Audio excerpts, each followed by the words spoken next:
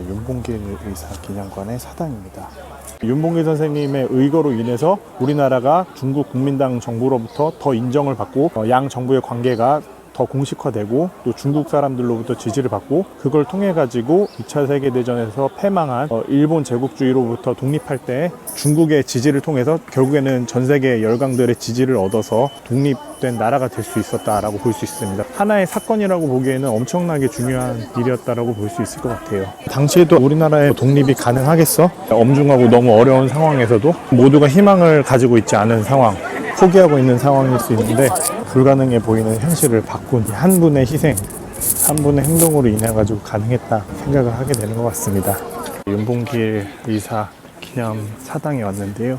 윤봉길 의사님의 의거 자체가 진짜 엄청나게 역사적으로 의미를 가진 것 같습니다. 당시에 일본이 우리나라를 침략한 것뿐만 아니라 중국을 본격적으로 침략하면서 상해사변, 상해시를 침공해가지고 중국하고 전쟁을 벌이던 본격적인 제국주의 시대였기 때문에 윤봉길 의사님이 여기에서 육군 군인 대장 공격하고 폭탄을 통해 가지고 어떤 의미를 지니냐면은 일단 우리나라 독립운동 자체가 되게 어려웠잖아요. 엄청나게 어려움 속에 있었는데 당시 임시정부가 활동하고 있지만 사실상 모두가 다 떠났고 남은 사람들이 활동하기에도 어려워졌던 상황이기 때문에 독립운동 자체 사람들이 포기하는 마음에 활력을 불어넣을 수 있었다는 게 가장 큰 의미인 것 같고요.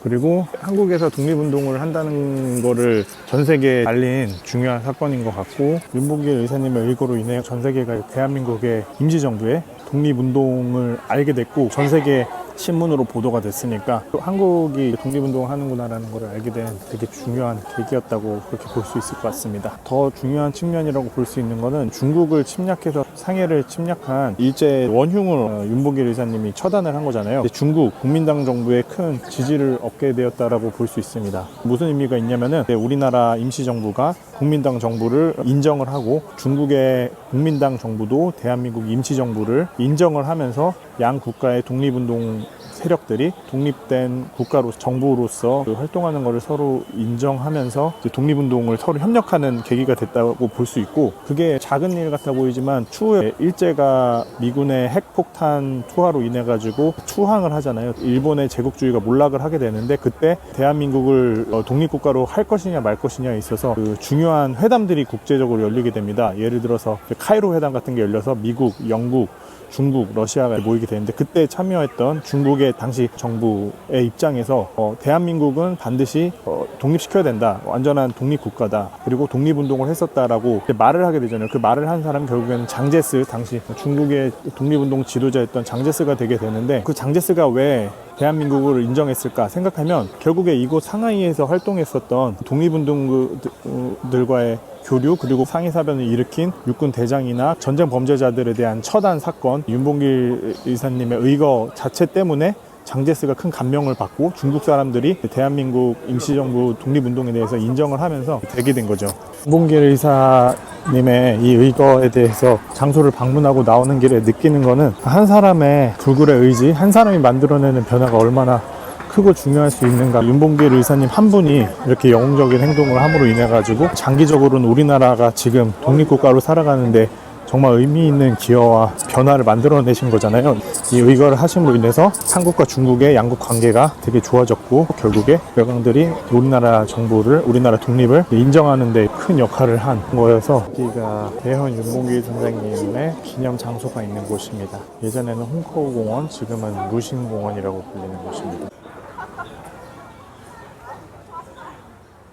여기에 윤봉길 의사님의 기념석이 여기 날짜 나와 있죠. 1932년 4월 29일 윤봉길 의사님이 당시 상하이에 침략해서 들어오던 일본군 대장을 처리했던 곳입니다. 상하이 침공 승전을 축하하는 행사가 있었는데 윤봉길 의사가 폭탄을 던져서 상하이 침공을 했었던 일본 군부의 지도자를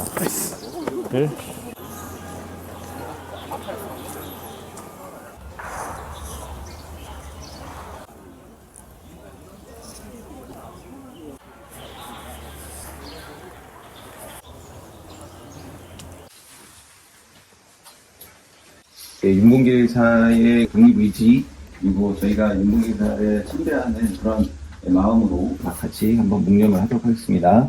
일동, 묵념.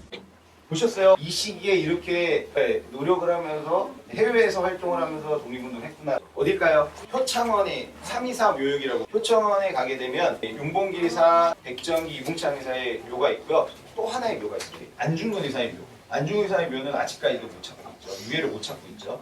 윤봉길 의사의 유해뿐만 아니라 일본에 있었던 유해들을 찾기 위해서 그 노력들을 하게 되게 되는데 김구생이 누구한테 지시를 합니다. 박열, 그 다음에 육삼정 의거의 백정기 의사와 같이 활동했던 이강훈 의사가 있습니다.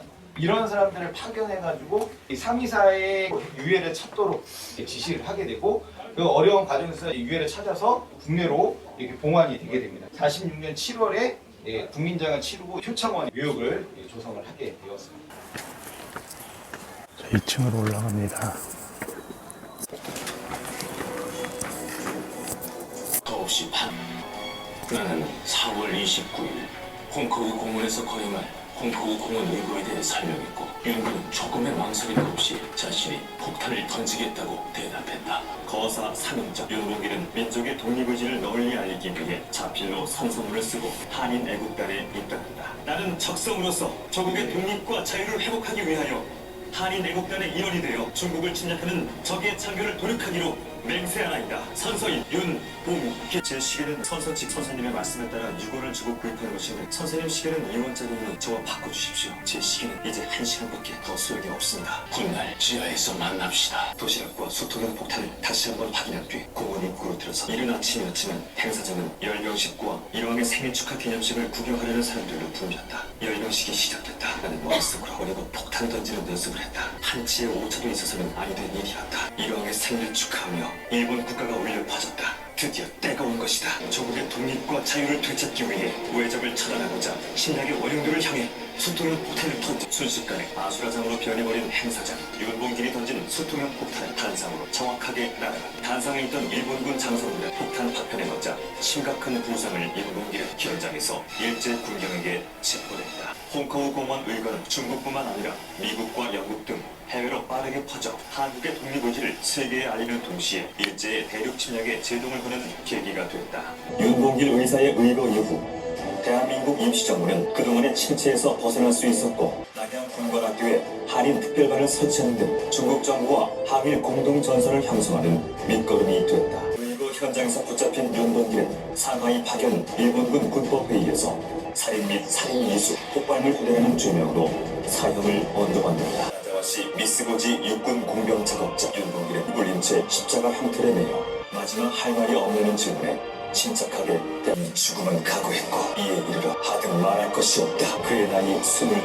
불꽃 같던 삶을 마감했다. 이 김구는 윤봉길의 유해 봉환을 위해 노력했고 1946년 3월 6일 임시정부 유해 발굴단은 마침내 가나자와시 노다산 공동묘지 인근에서 윤봉길의 유품과 유해를 발견. 백정기, 이봉창 의사와 함께 7월 6일 국민장으로 효창원에 안장된. 너희도 만일 피가 있고 뼈가 있다면 반드시 조선을 위해 용감한 투사가 되어라. 깃발을 높이 드날리고 나의 피는 무덤 앞에 찾아와 한 잔의 술을 부어 넣어라. 그리고 너희들은 아비 없음을 슬퍼하지 말아라.